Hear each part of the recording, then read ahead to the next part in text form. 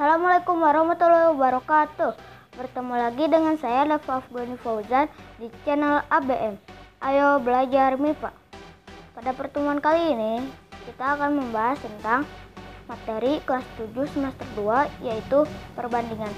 Seperti apa pembahasannya? Simak terus video ini.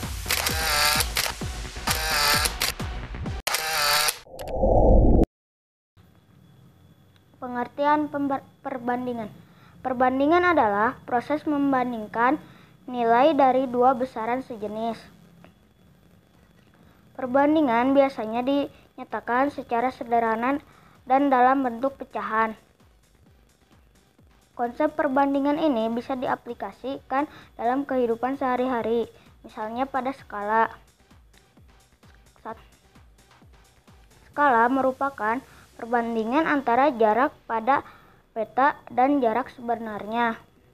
Biasanya skala ditulis dengan awalan 1:. Contoh skala adalah 1:1 juta.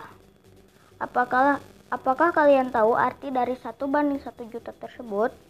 Ingat, skala merupakan perbandingan antara jarak pada peta dan jarak pada jarak sebenarnya. Artinya, setiap 1 cm pada peta mewakili jarak 1 juta cm atau 10 km pada keadaan sebenarnya. Secara matematis, skala dirumuskan sebagai berikut.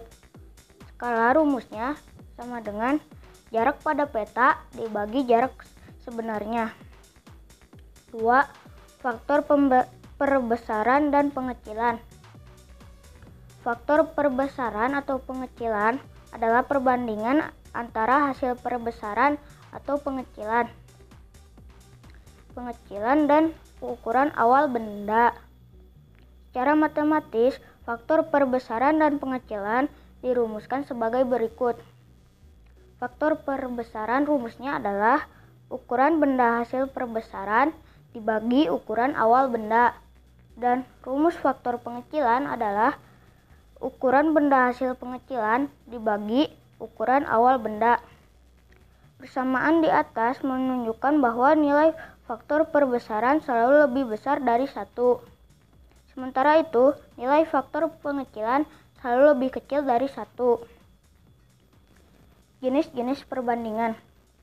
Dilihat dari bentuknya, perbandingan dibagi menjadi 2, yaitu perbandingan senilai dan berbalik nilai. Lalu, apa perbedaannya? 1. Perbandingan senilai. Perbandingan senilai adalah perbandingan yang menunjukkan bahwa jika salah satu nilai variabel diperbesar, maka nilai variabel lain menjadi semakin besar. Misalnya terdapat himpunan bilangan A yaitu 1, 2, 3, 4, dan 5. Dan himpunan B adalah 10, 20, 30, 40, dan 50. Himpunan A menyatakan waktu tempuh dalam satuan detik, dan himpunan B menyatakan jarak yang ditempuh dalam satuan kilometer. Sekarang coba deh kamu pikir, apa nyambungnya antara waktu tempuh dan jarak? Kita dapat mengaitkannya waktu tempuh S sejauh jarak yang dia tempuh kilometer. Maka hasilnya 1 detik sejauh 10 km, 2 detik sejauh 20 km, 3 detik sejauh 30 km, 4 detik sejauh 40 km, dan 5 detik sejauh 50 km. Kalau kita buat dalam bentuk tabel, maka akan menjadi seperti ini.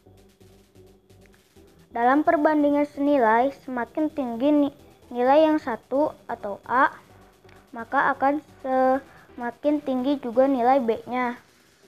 Oleh karena itu, perbandingan jenis ini disebut sebagai perbandingan senilai, karena nilai A akan sejalan dengan nilai B.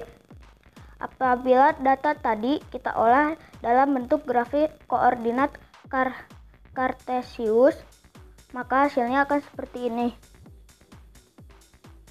Contoh masalah.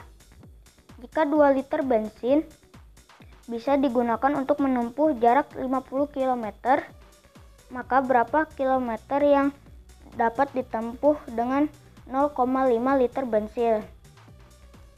Jika saat ini bensin hanya tersisa 0,5 liter, jelas jarak tempuh bensinnya menjadi lebih pendek, yaitu sebagai berikut.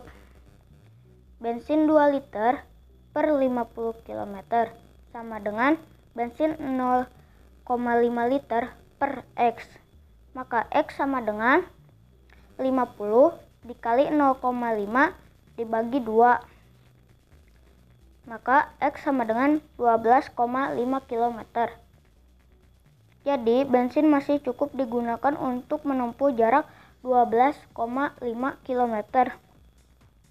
2. Perbandingan berbalik nilai.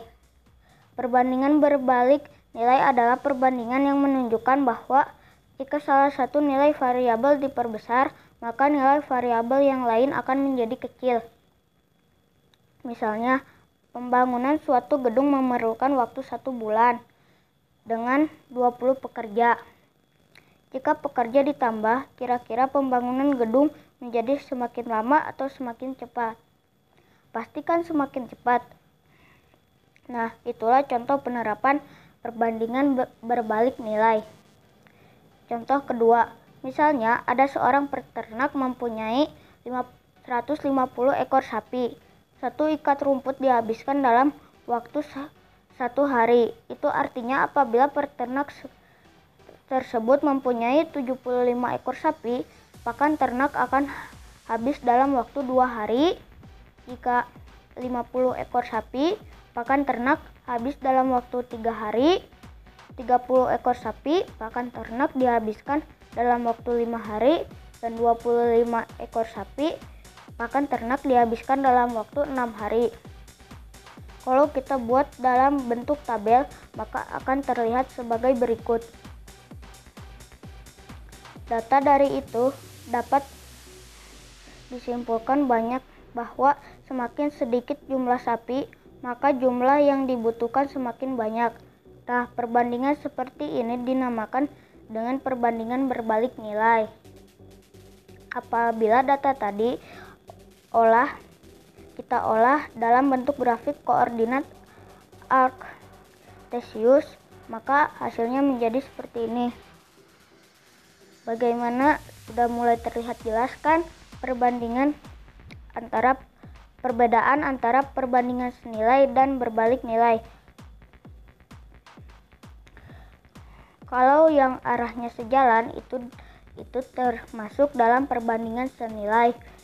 Di sisi lain, kalau berbanding terbalik, maka ke dalam perbandingan berbalik nilai. Demikian sedikit penjelasan tentang materi perbandingan dari saya. Mudah-mudahan bermanfaat untuk kalian. Untuk mengasah kemampuan kalian, berikut ada beberapa soal dan penyelesaiannya. Semoga bermanfaat. Wassalamualaikum warahmatullahi wabarakatuh.